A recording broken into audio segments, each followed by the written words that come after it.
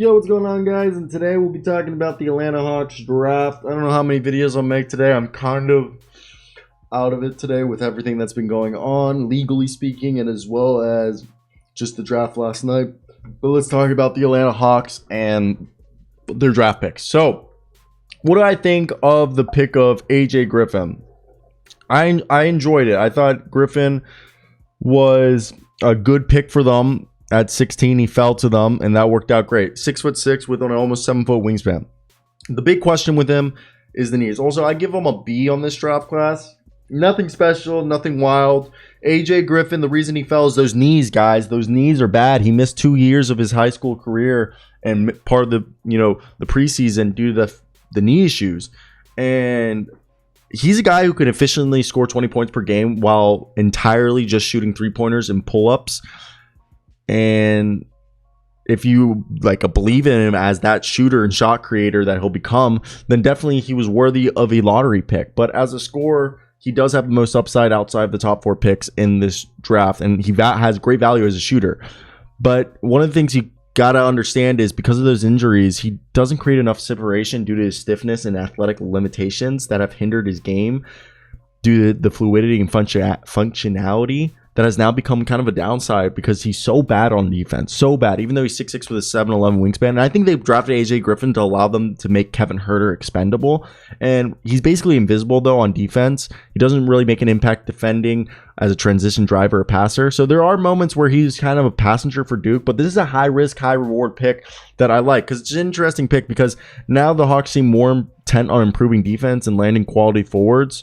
But this doesn't really go help that. He's more of a guy who can really shoot. He'll be a great pairing for the pick and roll maestro of Trae Young. I mean, he was arguably the best player available. They took the best pick available. I'm not mad by this. I thought it was a good point. I had him as a lottery talent. So for them to get AJ Griffin was great. Because if they didn't get AJ Griffin probably would have been drafted by the Cavs and Ochai would have been available right here, which is fine. So I want to hear your thoughts down below. What you guys think of this deal and why? With their next pick, they got Tyrese Martin. I thought Tyrese Martin was an interesting draft pick to end the draft for them because he's a guy, 23 years old, from Connecticut, 6'6". Tyrese Martin, I don't know if you guys have followed his story. He's actually a really interesting player. So Tyrese Martin, 6'6" with, I believe it's a 6'10" wingspan. He's got decent size to him. And he played for Rhode Island, and then he transferred to UConn. He's a career, 35% three-point shooter. Shot 43 last year as one of the main scorers for the team. And he's a guy that definitely I very much liked. And I think he has a lot of skills from Allentown, Pennsylvania. But specifically Tyrese Martin, it's the fact that he's an all-around player. He has a great skill set, but I think he can contribute in a substantial way.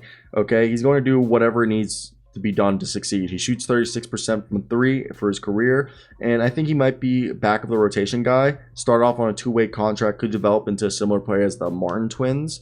And look, I really do think Skylar Mays is Martin meant Skylar Mays is gone.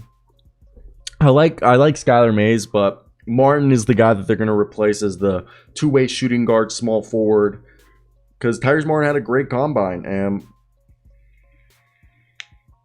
I think that was part of the reason why he went up. They had other picks of the draft. If you guys are wondering what happened to their other pick, they traded their one pick to the Hawks. The Hawks traded it to the Warriors. Yeah, that's fine. They got some value back, and they traded back into the second round. I think, and everyone was waiting for the John Collins and DeJounte Murray trade. I don't know if that's going to happen. I'm seeing more of a John Collins, DeAndre Ayton trade happening in my mind. But let me hear your thoughts down below. What you guys think?